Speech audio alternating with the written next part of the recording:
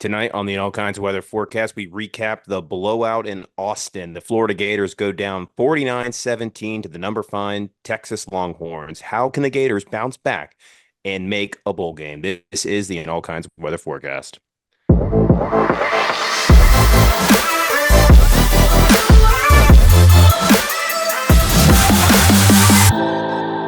And welcome into another episode of the All Kinds of Weather Forecast. I am your host, Chris Yanes, alongside my co-host, Neil Schulman, here in the heart of Gator Nation, a Gator Nation searching for answers and wondering when this miserable time in our history, illustrious history, will come to an end. Unfortunately, there doesn't seem to be light at the end of the tunnel, even though Billy Napier seems to think so in his press conference earlier this afternoon. But nonetheless, we're here to talk about it, break that down, and talk about the path forward for the rest of the season. But before we get to all of that, make sure if you're not already, hit that subscribe button down below, hit the like button, leave a comment, your reaction to the blowout in Austin, Texas. And if the Gators can make a bowl game, let us know in the comments down below if the Gators can make a bowl game. And of course, the All Kinds of Weather Forecast is proudly sponsored by 401k Generation, the wealth management company that helps you invest today for your future tomorrow. Their team of advisors is committed to providing guidance and education for your 401k plan and its participants. And they also offer a range of enrollment solutions tailored to meet the unique needs of your company's 401k plan. Whether it's saving for your child's college, investment advice, or even your retirement, 401k Generation's team of advisors makes getting to know you their top priority. Their advisors will tailor a path to assist you in navigating life's financial milestones and reaching your financial goals. 401k Generation, building stronger futures one generation at a time. For more information, contact them at 866-998-5879 or visit their website at 401kgeneration.com. And hopefully the Gators start looking at their future sometime in the near future. But that future, of course, we all know is very bleak right now. The Gators now fall to 4-5 on the season, 2-4 in conference play. This one never really had a chance in this game as the Gators fell down at one point 42-0. They were trailing at the half 35-0. They did not score a touchdown until a minute and 30 left in the third quarter. The 1988 scoreless streak, where the Gators in college football have the longest scoring streak without a shutout, remains intact. But up until halfway through the third quarter, that was in serious jeopardy until Trace Mack nailed a field goal to put the Gators up 40 or down 42-3 instead of 42-0. This one, they never really had a chance. Of course, we all know, in part because of DJ Lagway's absence in this game, as well as Elijah Badger and a slew of other stars on both offense and defense. But Neil, I don't think that's really why the Gators lost this game. And I think there's a lot of reasons we can pinpoint: coaching, recruiting. But what are your thoughts on why the Gators fell in Austin in such an emphatic fashion? Yeah, I mean, as you just alluded to, this game was lost well before kickoff at noon on this past Saturday. Listen to this stat, Chris. Texas has two starters on offense who were once previously committed to the Florida Gators. That's Isaiah Bond and Jarek Gibson. Texas offense finished with 562 yards of total offense. Those two former Florida commits put 200 of them on Florida. That is 35% of Texas's offensive production from two players who were once committed to Florida. And I think that right there is the microcosm of what happened. Again, this game was lost well before kickoff because these are just two programs on very different levels right now. Texas is led by an athletic director in Chris Del Conte, who very aggressively advertises for the Texas One Fund and fundraises for NIL as strongly as he possibly can. And Scott Strickland is just the mindset of, give the NIL if you want. That's cool, but give me your money for the stadium renovation. That, by the way, most of the fan base doesn't even want. And if you have something left, you can go ahead and give it to Florida Victorious if you want. And the effects of those two attitudes are felt all the way down. I know Florida had injuries. I get it. I'm just not interested in using that as an excuse for ever being down by 40. If you're down 17-14 at halftime and it's 24-17 after three quarters, and then you lose the game 38-24, all right, fine, fair enough. Now you can introduce that argument. That's not what happened. That's why, for example, Texas's third quarterback right now on their roster, Trey Owens, who's a consensus four-star prospect with a bunch of other Power Five offers. Not elite programs, but you got Texas Tech, Baylor, Houston, Washington State, had some looks from Texas A&M before they decided to not offer because they had their other QBs on they had their eyes on other QBs. Compare that to Florida's third string quarterback, a walk-on transfer from Yale. They're just not comparable. And the injury excuse that Florida had, or that the Florida fan base had been deploying, is thrown out the window when you see the depth of that Texas program by looking at their depth chart, seeing who else offered them, and then doing the same to Florida. Again, it's just not a serious program, and Texas is, and we saw the result. Absolutely. No, I couldn't have said it better myself. And, a lot of programs, if they fall back to their third string quarterback, would be in a similar rut, in a similar situation. There's no shame in losing a game, especially to a quality SEC opponent on the road to Texas with your third string quarterback. But the University of Florida is a proud, at least a once proud program. And to lose 49-17 on the road is just embarrassing. And this is some of the statistics that I kind of scrounged up, Neil, where I see the issue with injuries. Because let's be honest, Texas had injuries in this game. Georgia had injuries last week when we played them in Jacksonville. Here's the difference. 2022, Florida had 21 enrollees, 33% were blue chip. 2023, 22 enrollees, 82% blue chip rate. And 2024, they had 20 and 70% blue chip rate. Now, let's talk about Texas. In 2022, they had 28, 79% blue chip. 2023, 25 commits, 72% blue chip. And in 2024, 22 commits, 86% blue chip. I could go to Georgia. It's even better in their favor. The point is, when you recruit at a high level where you're bringing both quality and quantity in, and your blue chip ratio is at 75% or higher on a consistent basis over a 3 to 4 year period, you can withstand the injuries that you are going to succumb in the SEC, because we all know it's going to happen in this league. This is a very physical league. It's a league where it's a long and arduous season, year in and year out, and you have to be ready for people to go down. And the fact of the matter is, we talked about it on this show for the last 2 years on signing day, Neil. Florida signed quality players. They didn't sign enough quantity. And that is why they are losing to better opponents. They have now lost every single game this season versus a ranked opponent. All five are to ranked teams. But going into the season, the pundits, when they filled out that card of the wins and losses for Florida, it's pretty much been chalk if you think about it. If you go by the pundits who looked at the ranking and Vegas odds, it's been chalk. So I think you can really look at the fact that Florida has just not gotten it done on the recruiting trail. And we were sold that when Billy Napier came here 3 to 4 years ago. Yep. And like I said, the effects were felt throughout the course of the game. The effects of Texas having blue chip players on their roster and Florida having a couple, but not really as many as Texas had, is felt when you have one-on-one, like when you have an Isaiah Bond going up against a Jordan Castell. Jordan Castell actually was a blue chip recruit according to the 247 sports rankings, but we saw what happened.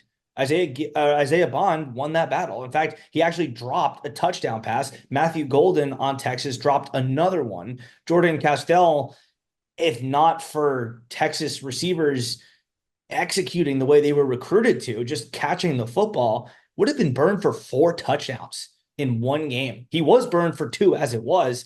And that, again, is just another example of why the Jimmies and Joes beat your X's and O's. Of course, Florida also doesn't have the X's and O's. They don't have a good in-game coach. We've beaten that horse plenty this season. Napier is just he is a magical inventor of new ways to lose football games, and that includes his play calling. So Florida doesn't have that either. But when you don't have that and you don't have the natural talent advantage, you're going to get a blowout. You're going to get results like what we saw, and that's why Florida has at various points in 3 different games this year been down by 4 touchdowns. They were down 26 to Texas A&M. They were down 28 to Miami, and they were down 42 to Texas.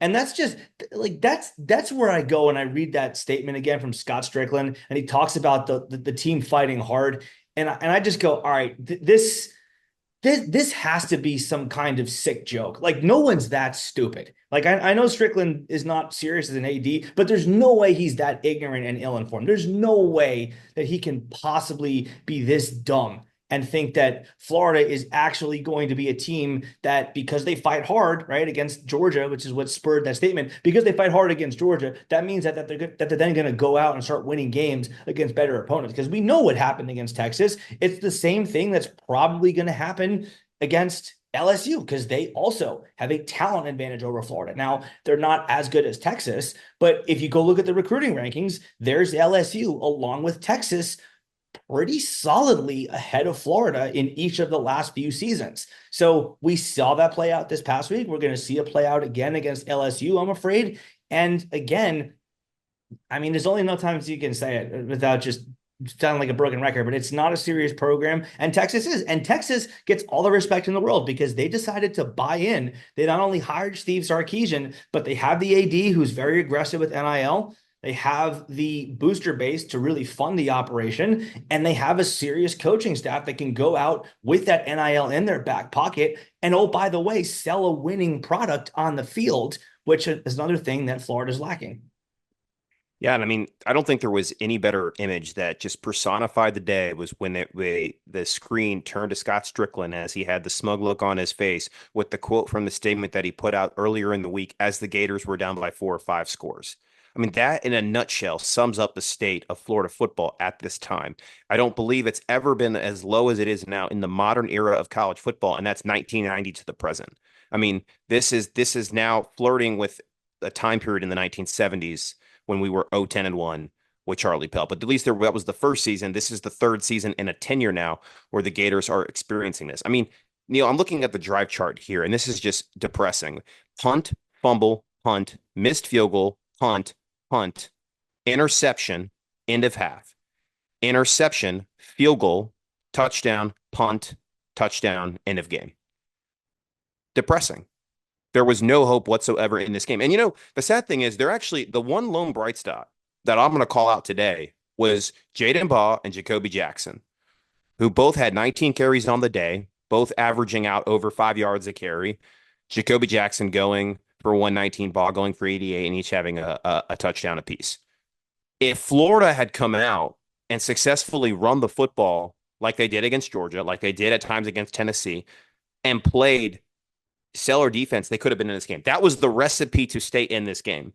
But because Texas just blew the doors off them from the get-go, there was absolutely no hope. And the moment that you had to force a walk-on transfer from Yale, no disrespect to him, no disrespect to Yale or anybody that plays there, but that is not the caliber of athlete that traditionally beats the number 5 team in the country on the road. And right now, there's like a 5 or 6 team race for the SEC championship. And all of those teams have one thing in common.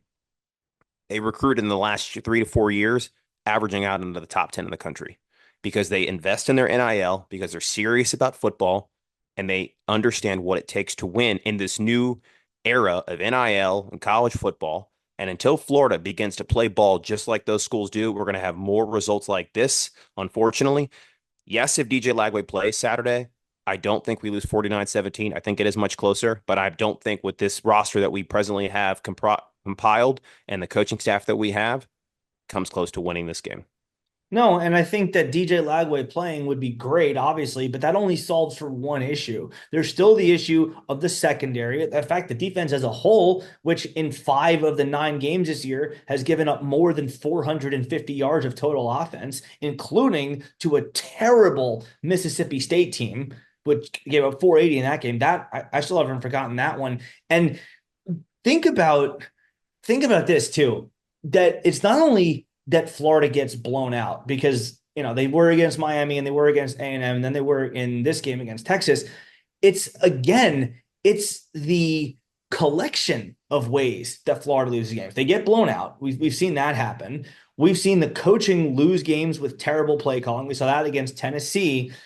And we've seen this team create ways to lose games, like not being able to execute the fire drill and running onto the field to get a field goal off properly. That, by the way, that happened again in this game against Texas, not nearly in as devastating of a fashion, but there was a false start on a field goal attempt because we couldn't get set. And that pushed the kick back 5 yards. Trace Mack missed it. Now, you'd like to think 30 yards is still very much within his range, but nonetheless, that's just another incident on special teams that you add to the pile of them. And at this point, it just becomes a game of spin the wheel. Like, what's going to happen next week? Is it going to be because another special teams gaff costs us the game? Is it going to be more terrible play calling? Is it going to be because LSU was just more talented than us? Is it going to be because DJ Lagway just looks like a true freshman, which he really hasn't this year? He's looked pretty good for the most part. But I mean, is it going to be because the offensive line doesn't block? We saw that happen against Texas. Again, a direct reflection of the recruiting rankings, where Texas's defensive line is a lot more highly rated than Florida's offensive linemen. As Chris fumbles his mic, for those listening on audio. Chris, the bottom line is that Florida has pieces. And I mean, we can probably move the conversation along to what happens next and next year and beyond. But pieces don't equate to wins. DJ Lagway is a great piece. Jaden Ball is a great piece. I wish Cam Jackson were coming back. He's not, but that's a great piece. Pieces don't mean wins. Pieces don't even mean good results, period, because all it takes is another team having the pieces of their own to be able to stop that one guy of yours, and they can just then take advantage of the weaknesses that you have elsewhere. So again, it's just a very depressing and bleak time, and it sucks that I have to keep repeating that one thing, but that's just where we are when we're staring our third straight losing season under Billy Napier and fourth straight losing season overall square in the face. And in order to avoid that third straight losing season or fourth straight losing season, Florida is going to have to face number 15 LSU, number 16 Ole Miss, and then a reeling Florida State team that we should beat. So it comes down to winning one of the next two games at home to get it done. Now, if you look at the ESPN matchup predictor right now, the best chance is LSU. Right now, they give us almost a 43% chance to win that game.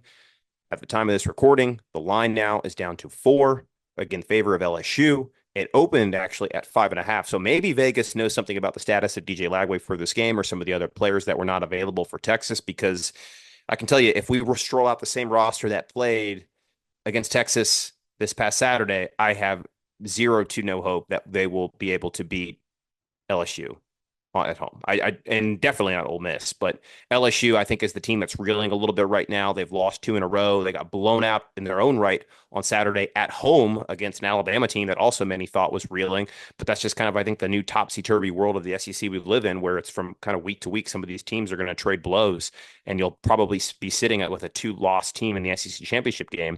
But Florida's going to have to beat one of those two teams to make a bowl game, and then they're going to have to beat what is the worst college football team maybe I've ever seen in the modern era of Power 4 football that was once a proud program. That's Florida State. I mean, I guess that's the only saving grace to this right now, Neil, is that Florida State is in a much worse position than Florida is, although they fired 3 of their longtime assistants this past weekend.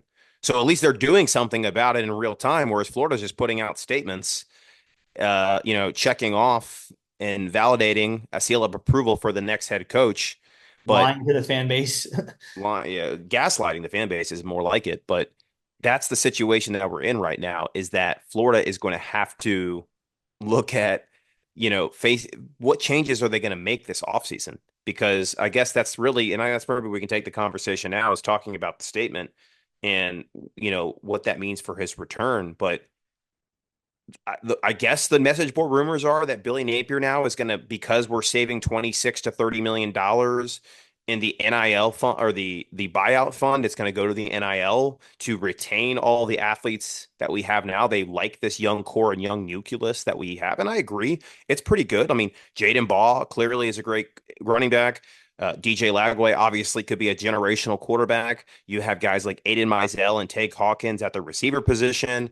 You've got some promising guys on the defensive side like LJ McCray, linebackers Miles Graham and Aaron Childs actually graded out as the two highest linebackers in this game. They got a ton of play time in this game. So there's definitely some pieces, as you mentioned, talented pieces at that we did bring in, but we're going to have to go into the transfer portal and also flip some guys in the high school ranks before signing day in order to make this a roster that can truly compete next season to give us any hope that we can win 9, 10 games, because that's really what it's going to take to compete for an SEC championship as well as a college football playoff. And I think it's really what all Gator fans are asking for at the end of the day is, can we scrounge together 9 to 10 wins a year at minimum to compete for those opportunities? I would be happy with that, honestly. And especially in the new era of college football that we're in, winning 9 to 10 games, especially with this schedule, is incredibly difficult. This is not the 1990s where you played three cupcakes and your SEC schedule slate.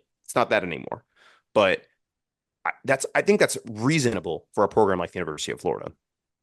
I mean, to me, the problem, well, all right, there are multiple problems to me with what you just said. Not that it's your opinion, you're just parroting what the University of Florida and their cronies have said. The official smooth talking point is we're going to save money on the buyout and use it for NIL, which, like, again, it sounds great and is probably going to play out to be a lot less than great, which is, if you're noticing, becoming a pattern with Scott Strickland. If you remember the Cam Newbauer or Tony Amato situations with the women's basketball and soccer situation, and that's not even getting into the current scandal that is currently ongoing that we're not going to discuss right now. But again, it's a theme. We're making sure things sound good without any care being put into actually making sure that they are good. So this just comes from me having watched this program operate the last few years. This, what I'm about to say is going to happen, comes from just past actions. This is what's going to happen.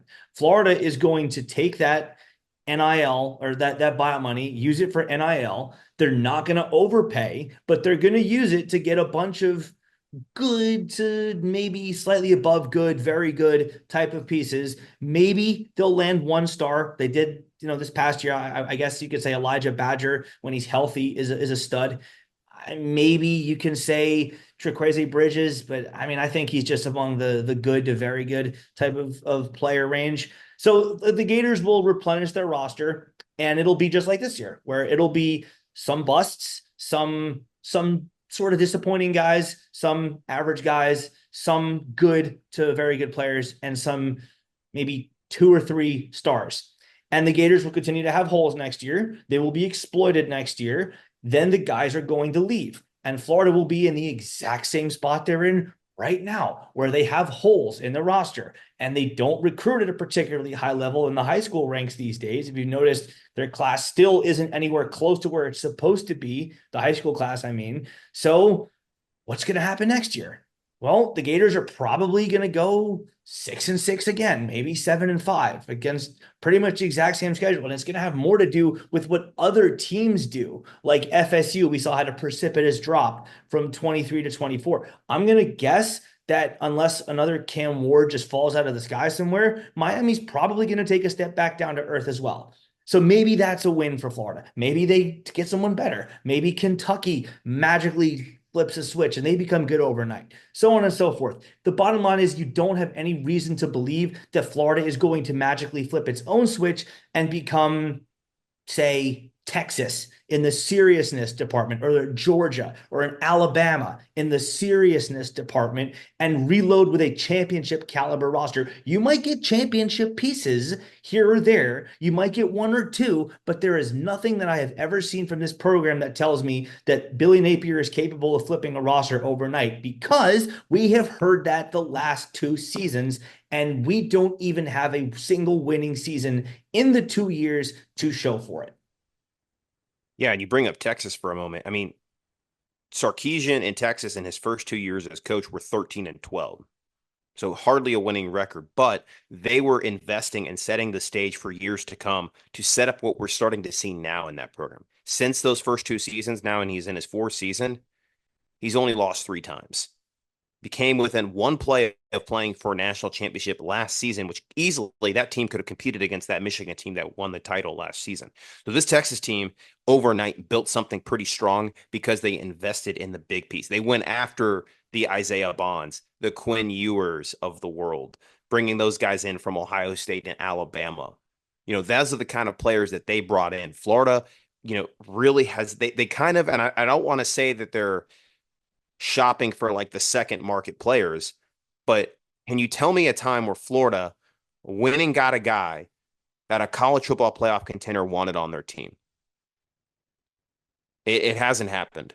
And unfortunately, until Florida is starting to play in those leagues where you look at what Ohio State did this past season. They got fed up with losing one game a year, and that was a Michigan. They've lost 3 times in a row to Michigan. Do you know what they went and did about it? They went out and got Caleb Downs from Alabama. They went out and got Quinshon Judkins from Ole Miss, who was arguably the best running back last year in the entire country. That's what elite programs do. They go out and they get the best players on the best teams who are competing for a college football playoff berth. So Florida, I mean, yes, they went out and got 2 great receivers from Arizona State. One caught his first touchdown pass this past Sunday. Congratulations, Ricky Pearsall. But you know what? Those guys are a dime a dozen. If you want to become an elite football program, you got to go compete against the elite teams, pay the elite money, find the elite players, and you will see elite results on the field. Now, the second component to that then is the coaching has to get out of the way. And I think that's the bigger concern that we may have in the situation is that even Florida takes $26 to $30 million, invests in NIL, goes and buys the best roster money can buy in college football. You will have DJ Lagway, who's a potentially generational quarterback. You may have success for 1 to 2 years with that roster. And then after that second year, you've already extended. Let's say we have success. We extend Billy Napier. We give him this large buyout. And then I can only think of a program right now in the state of Florida that's having going through something similar right now, and that's Florida State, where they had I don't want to say a generational quarterback, but a very good quarterback in JT and FSU, Jordan Travis. Sorry, his name was escaping me for a moment. Jordan Travis. And then look at what's happening to them right now. They have fallen off the map. Florida's building a roster where they have young players now. They're going to start to become juniors and seniors this over the next 1 to 2 years. They can add in some transfer pieces. They'll have a great quarterback. But then after that's all over, they could fall off a cliff and you're back to square one. And you're sitting then not with a $26 million buyout, but maybe a $75 million buyout, which is even a worse situation to be in. So I think that's my concern from a coaching standpoint is I'm not convinced Billy Napier has what it takes to coach in the SEC. And if he does inherit an elite roster, like, yes, he should win with that roster. He probably won't hit the ceiling he's capable of because of his coaching inabilities, as we've talked about on the show. But then when it's all over, you could be left with an even a higher financial price tag than you had before. And you're likely still stuck with a guy named Scott Strickland, which we all are ready to be done with. Let me make this even more frightening for you, Chris. Let's say, and I really hate to put this in a bad light. Let's say that the next 2 seasons for Florida, in meaning 25 and 26, represent FSU's 2023 and 2024 respectively, except you're in the SEC. So you're not going to go 13-0 because you have a much tougher schedule than FSU did in 2023. So let's say you go 9-3, maybe 8-4. Call it a very good team, but not one of the 4 best in the country. The Gators are not in the CFP semis, but you're in the first round. You're in the playoff, and you lose in your first game. And then the next year, you are just completely falling off a continental shelf. FSU is 1-9 this year. Florida should beat them, even with all their litany of issues, which is going to put them at 2-10. They'll beat Charleston Southern. They're somehow exponentially worse than FSU is. I've seen them play. They're 2 miles away from me. But let's say that Florida then goes 3-9 or 2-10 in 2026. That's going to mean that Billy Napier has been here for 5 seasons. He will have had 1 winning season, 4 losing seasons, which in itself is more than Ron Zook, Jim McElwain, Will Muschamp, and Dan Mullen had combined. Do you then bring him back because the fourth of his 5 seasons was good. Because in one of his 5 seasons, he had Florida at the bare minimum of the expectations of the Gators competing for championships. That is scary because then you're going to have, assuming Strickland is here, or if not, the people who think just like him in that UAA, in those UAA offices, people who think just like him going, well, but he had that one year where we were in the playoffs. So, yeah, I know we just went 2-10, but give him another year. He just had us in the playoffs and then the Gators go 4-8 the next year or so because you can't just reload every single year in the portal. We've seen what happens when teams try. Spoiler alert, I'm going to bet that the Missouri Tigers are going to be on that exact same trajectory now because they just went portal heavy this year. The Ole Miss Rebels are probably going to feel a similar fate happen next year when this team that they just bought in the portal leaves too. You can't do it every year. We're seeing it with FSU. And when it doesn't go well for Florida, they're going to have that one talking point to just keep hammering away at. And then I get terrified as to how long the UAA rides it. Yeah. No, I mean, I think you spelled it out perfectly. And I mean, I think like to me it's just the price tag of the whole thing is that we're already arguing over 26 million being a high buyout. Like try doubling or tripling that. What's going on at Florida State right now? Like even next year, I mean, that's the other thing too, is holding on to Napier another year. Then that puts us in a situation where we have to compete with potentially another in-state rival for a coach. Now, I think Florida is in a better financial position to compete for an elite coach and also in a much better conference with much better revenue sharing. So, right there, check, check. Florida's got at least two nods, but still, you're going to have to be competing with a historic program that's won national championships.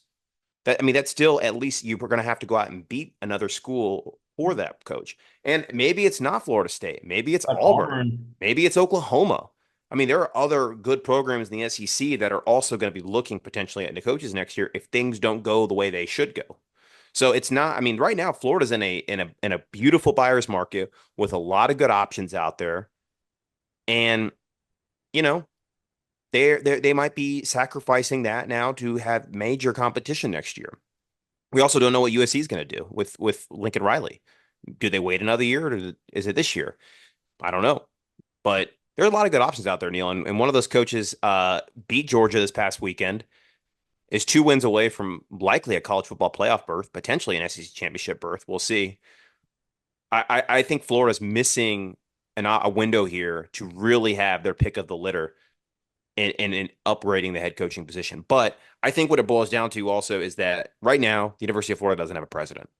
When there's a void of leadership, a vacuum of chaos follows. And right now, that vacuum of chaos is sucking the life out of this program, where you have now an athletic director who's more concerned about coordinating, saving his own than actually saving the program.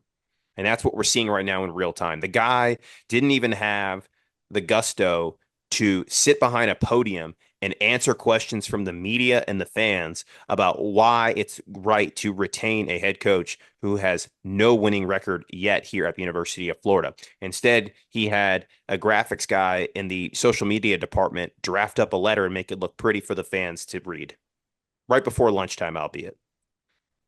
I mean, everybody must have lost their appetite when they saw that. I mean, I guess like what was the harm in waiting to Florida State? Because I mean, that's the other thing. If Florida gets blown out in the next 2 weeks and then loses to Florida State and they're 4-8, how in the world can you justify keeping him then?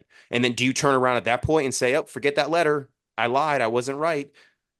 And then just replace the coach, which we'd be happy about to, relieve Napier of his duties because we don't believe he's the long-term solution.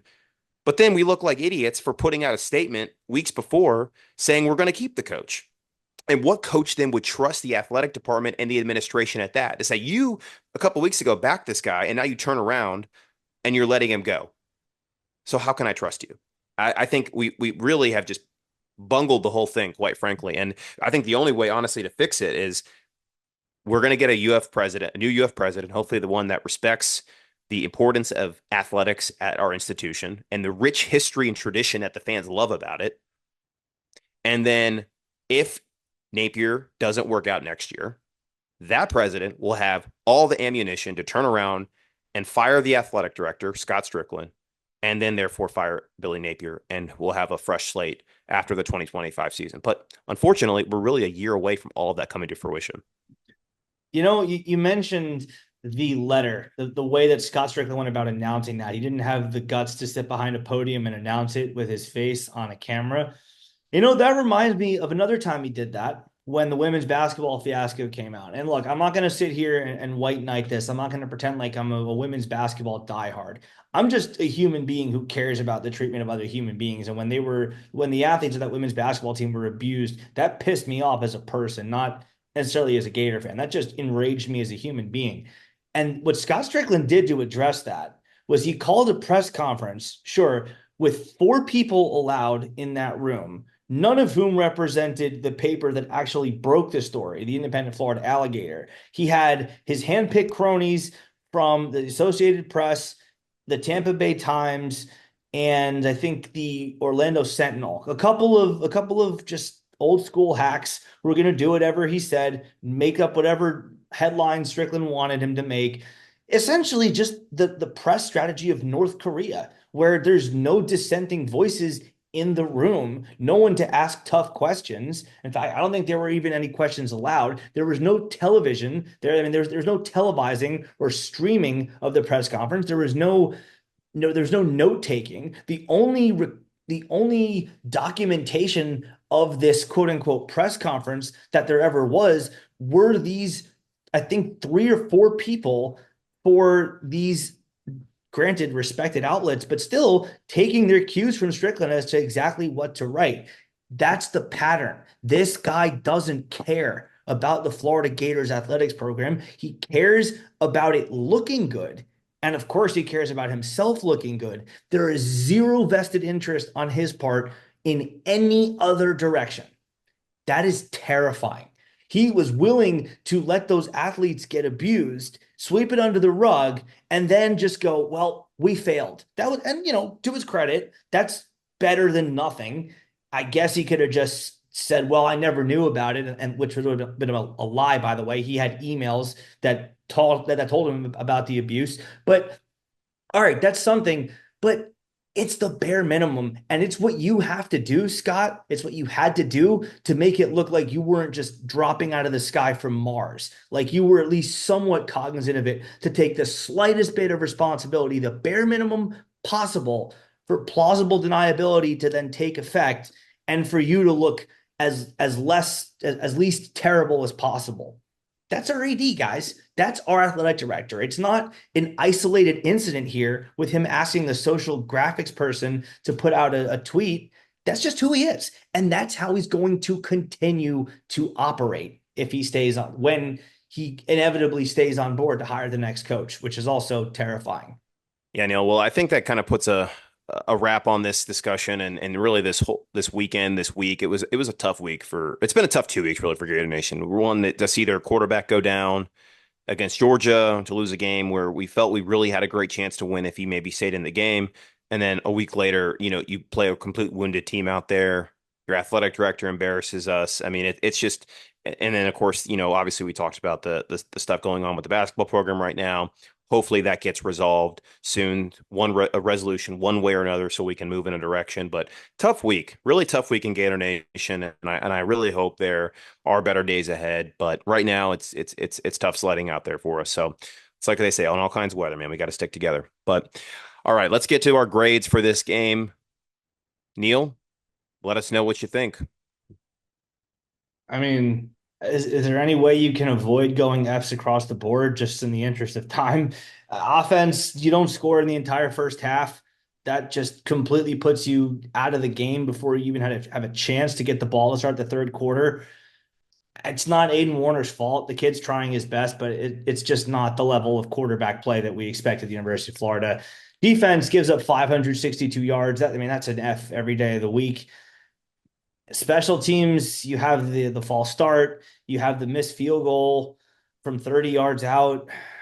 That's another F. And then the coaching, I didn't think any of the play calls were particularly bad. I would have liked to have seen Clay Millen in the game. I do wonder why Aiden Warner was QB3 and Clay Millen was QB4 for this game, but she's, I don't know, man. It's the same talking points we've been going through all show long and all year. And really in the last 3 years that Napier's been here, in the last 3 years, you've been part of the show. We've talked about the same thing. So F's across the board, pretty easy, pretty straightforward. This is a blowout, an embarrassment, a game that people traveled to. Shout out to the fans. We give fans a good grade too. They showed up in numbers in Austin, all just to watch the team get beaten down. So yeah, pretty easy. F F F F. Yeah, I mean, I don't see. I agree, and it is perplexing why they don't start a scholarship quarterback that you went and got in the transfer portal. By the way, so you would assume that he's your QB3 for that depth purpose. Apparently not. I mean, listen, we're not in practice. We don't see. Maybe Aiden Warner's the better guy in practice. Knows the offense better. Whatever it may be, he's the guy. Well, that's what Billy Napier's going to live and die by right now. So hopefully DJ Lagway's healthy for LSU. But if not, I mean, we're going to keep, I think, filling out or this team for the rest of the season. Defense, I mean, huge regression back to where the progress I think they had made throughout this year. By far the worst performance since I guess the A&M game, if that makes sense. Probably the A&M game, I would say, the other Texas team in the SEC. And F there, special teams, they just started off so good this year. And then the last couple of weeks, it's been one thing after another, after another, after another, more special teams mishaps.